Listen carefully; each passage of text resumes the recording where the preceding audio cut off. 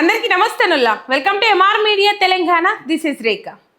మనము ఉమ్మడి వరంగల్ గురించి మాట్లాడుకుంటే ఇక్కడ తొర్రూరు అండ్ జనగామ పాలిటిక్స్ హాట్గా కొనసాగుతూ ఉన్నాయి.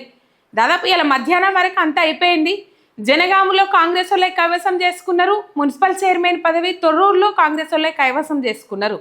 నిజంగా ఓట్లు వేయించుకొని గెలిపించుకొని సాతగాకపోయినప్పటికీ కూడా కాంగ్రెస్ పార్టీ ఒక పెత్తనం అయితే కొనసాగించిందని చెప్పుకోవాలి. ఎందుకంటే అధికార పార్టీ కాబట్టి అధికారంలో వాళ్ళు ఉన్నారు, ఏం చేసినా నడుస్తుంది అని చెప్పేసి ఒక విచ్చలవిడితనాన్ని అయితే అక్కడ చూపెట్టిరని మనం అర్థం చేసుకోవాలి. ఇక్కడ ఒక సబ్స్క్రైబ్ చేసుకొని సపోర్ట్ చేయండి. మీ ఒక్క సబ్స్క్రైబ్ నాకు ఎంతో బలాన్ని ఇస్తుంది.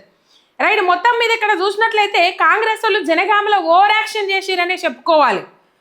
ఇండిపెండెంట్ అభ్యర్థులు ఇప్పుడు ఆ ముచ్చట మనం చెప్పుకోవడానికంటే ముందుగా కాంగ్రెస్ ఎన్ని గెలుచుకున్నది, బీఆర్ఎస్ ఎన్ని గెలుచుకున్నది, ఇండిపెండెంట్ అభ్యర్థులు ఎన్ని గెలుచుకున్నారు, మిగతా పార్టీల నాయకులు ఎన్ని వార్డులను గెలుచుకున్నారు అనేది మనం ఇక్కడ చూసుకోవాలి. ఇక్కడ బీఆర్ఎస్ వచ్చేసి 13 వార్డులను గెలుచుకున్నది, ఇండిపెండెంట్ వచ్చేసి 4 గెలుచుకున్నారు, ఇండిపెండెంట్ 4 వార్డులను గెలుచుకున్నారు. ఇక కాంగ్రెస్ వచ్చేసి 12, సిపిఎం వచ్చేసి 1. మొత్తం ఈ 2 కలిపితే 13 అవుతాయి. కానీ వీళ్ళు కలుతారా కలవరా తెలియదు. కాకపోతే కలుసుడు అంటే సపోర్ట్ చేసుడు అన్నమాట, సపోర్ట్ చేసుడు అన్నట్టు. ఇక్కడ బీఆర్ఎస్ చూసుకున్నట్లయితే 13 స్థానాలు, అంటే కాంగ్రెస్ కంటే ఒక స్థానం ఎక్కువగా గెలుచుకున్నది. ఈ ఇండిపెండెంట్ 4 అభ్యర్థులు బీఆర్ఎస్ పార్టీకి సపోర్ట్ చేస్తే వీళ్ళు ఆటోమేటిక్గా 17 అయితే మున్సిపల్ చైర్మన్ పదవి ఆటోమేటిక్గా వీళ్ళు కైవసం చేసుకుంటారు.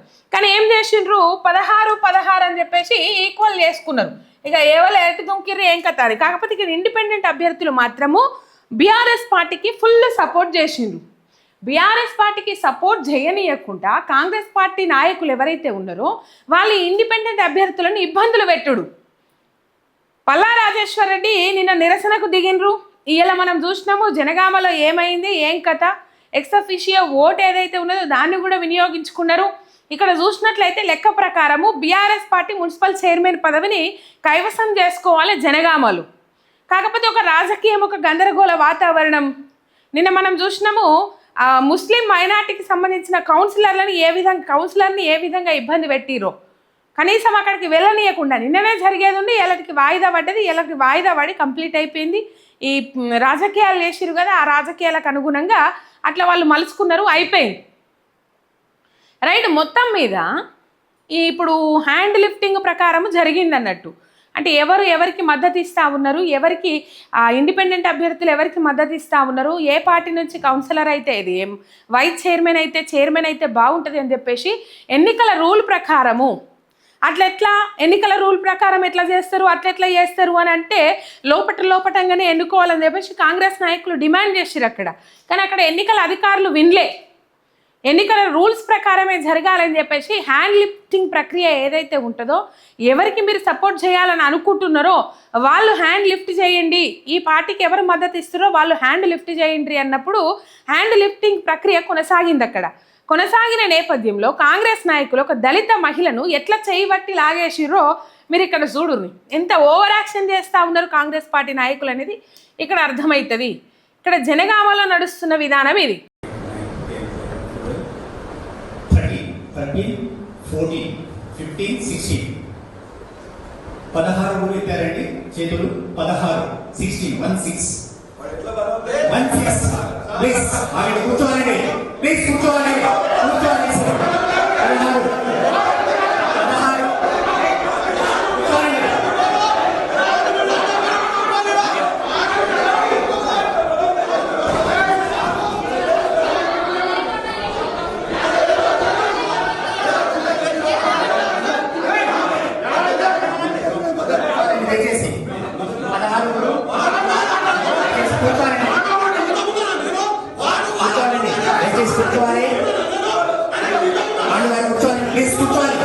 ఎవరైతే బీఆర్ఎస్ పార్టీకి మద్దతు తెలిపిరో స్వతంత్ర కౌన్సిలర్లు, ఇండిపెండెంట్ కౌన్సిలర్లు వాళ్ళ మీదకి దాడికి దిగింది అక్కనే కాంగ్రెస్ పార్టీ కౌన్సిలర్ ఎవరైతే ఉంటారో వాళ్ళు.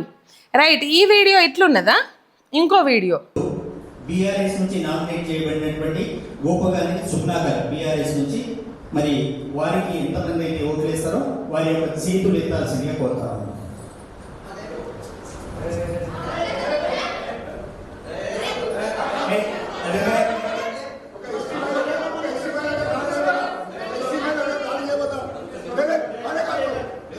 ఇండిపెండెంట్ అభ్యర్థి ఆమె స్వతంత్రంగా బరిలో నిలబడి గెలిచింది. ఇలా ఆపటానికి మీరెవరు? ఆమె ఇష్టం, ఆమె ప్రజలు ఆమెను గెలిపించుకున్నారు, ఆమె వార్డు ప్రజలు ఆమెను గెలిపించుకున్నారు. ఆపడానికి మీరెవరు? మీరు ఒకసారి అక్కడ అబ్జర్వ్ చేసినట్లయితే కాంగ్రెస్ పార్టీకి సంబంధించిన కౌన్సిలర్లు ఆ పేరు అనౌన్స్ చేయంగానే, బీఆర్ఎస్ పార్టీ నుంచి పలానా పేరు ఏదైతే ఉన్నదో ఆ పేరు అనౌన్స్ చేయంగానే ఒకరి ముఖంలో ఒకరు పెట్టుకొని బదులుకుంటా ఉన్నారు, మనం కిందికి లాగిపిద్దాం ఆమె చెయ్యి అని చెప్పేసి.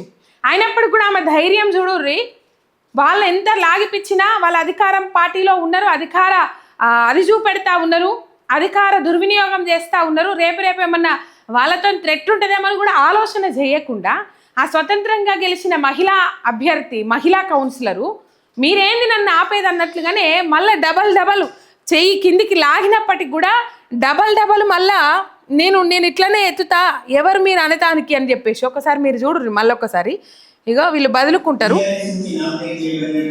ఇగో ఈ పర్సన్ ఇద్దరు బదులుకుంటారు చూడుర్రి.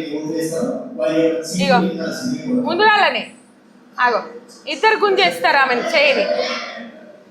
అగో మళ్ళా గుంజేసిరు.